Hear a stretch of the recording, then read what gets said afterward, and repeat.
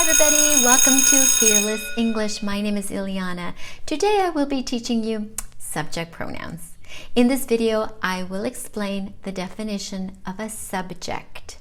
I will show you how to use subject pronouns in a sentence, and then I will explain first person, second person, and third person. There's a lot to learn, so let's get started. So what is a subject? A subject is who or what a sentence or question is about, or who is doing or what is doing the action in a sentence. Let's look at some sentences and identify the subject. The first one, Maria is a student. Who is this sentence about? Maria. Maria is my subject. Let's look at the second sentence. Joe is a student. Who is this sentence about? Exactly, Joe. Joe, it's about Joe. So Joe is my subject. Sally and Joe are students. Who is this sentence about? Sally and Joe. So Sally and Joe are my subjects. And the last one, the dog is eating. Now let's ask another question that you can ask to identify the subject. What or who is doing the action in this sentence? The action is eating. Who is eating? The dog. So the dog is my subject. So now let's look at those subject pronouns, and I will tell you what these sentences have to do with the subject pronoun. Let's review the subject pronouns first. I, you. You has two meanings. You is singular. It's used to talk about you. You are my student. You are watching this video. Just one person, you. But you can also mean plural. You are watching this video. You are my students. You are my students. I can be talking to many people, and those two or more people would be you as well, and I would not change the pronoun. So you is used for one person, you, or you is used for two or more or 1,000. You are my students. We have we. We is when I am included. That is we. We. Then we have they. They can be two females or more. It could be two males or more, or it can be two things or more. So they is used with people and things. Lastly, we have he. That is used for male, she, female, and it. Let's talk about it. It can be used for one thing, but it can also be used for an animal when I do not know if it is female or male. For example, if I'm at the zoo and I'm looking at a giraffe, oh look, it is eating. I say it because I don't know the giraffe. I don't know if it is female or male, so I use it. But I have a dog. His name is Diego, and he's outside right now. He wants to come in, but I can't let him. He's outside, so he is the pronoun I use because I know he is a male dog. What do subject pronouns do? A subject pronoun takes the place of the subject in your sentence. So it does this. It takes its place. That means that there is a subject there. I take it and I put the subject pronoun there. So that's what it means to replace. Let's look at the first sentence. Maria is a student. Which subject pronoun can I use to replace Maria? She, because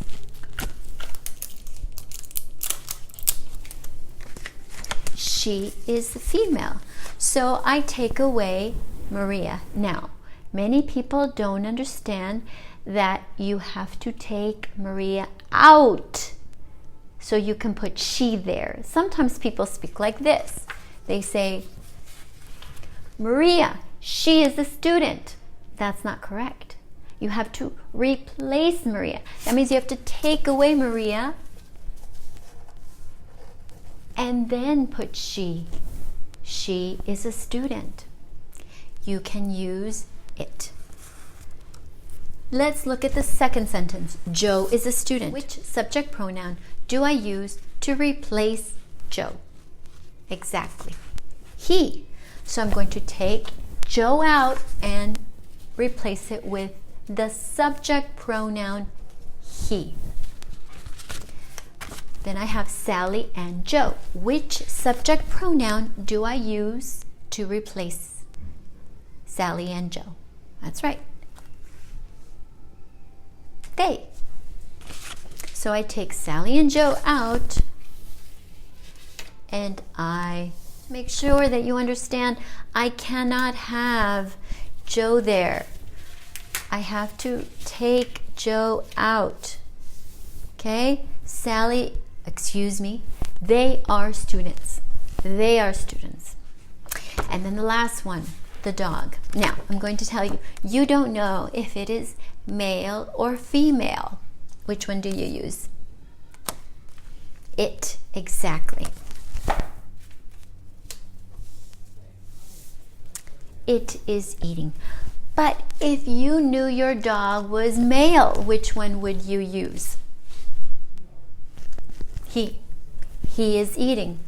Or if you had a female dog, you would use she. We use it again. We use it when we do not know if it is a male or female dog. So now the finale. Let's review these words. First person, second person, third person. Why are these words so important? Because you see them in your grammar books.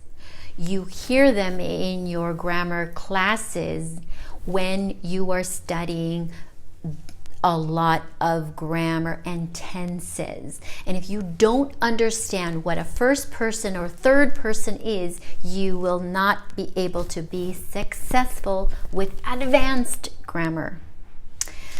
So let's review. First person is I am from Mexico. I am a teacher. I am studying English. When I am talking about myself, that is first person. When you open a book and you read it, it says, I am a farmer. I am from Kansas. I have 5 brothers. That book is written in the first person. The person who lives that life is writing that book. That is a book written in the first person. First person is singular, that's I, but also first person has a plural form. Remember that plural means 2 or more. So we is plural and we is called the first person plural. We is the first person plural. Now let's look at the second person. The second person is you. You are the second person. Now this is the most important one. It's the third person because so many grammar rules are about the third person. The third person has 2 forms. It has third person plural. Remember, plural is 2 or more. Plural is 2 or more. So the third person plural. What does that mean? That means when I am talking about myself. No, I'm talking about they are Maria and Janet. They are my students. They are in the classroom. They are studying English. That is the third person plural. Or they are Joe and Henry. They are in the classroom. They are from China. That is the third person. I am talking about someone else. When you open a book and it is written about another family, this is a book written in the third person. Third person also has a singular form.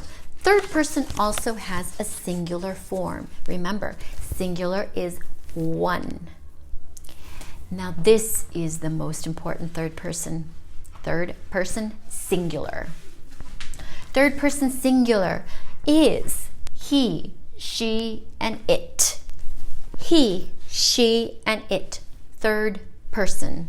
That is when I'm talking about one person. She is Jessie. She is in the classroom. She is studying English. He is Javier. He is in the classroom. He is studying English. Third person, singular. And that's it. Don't forget to like the video and subscribe to this channel. I will see you next time on Fearless English. And remember, it's never too late to learn English.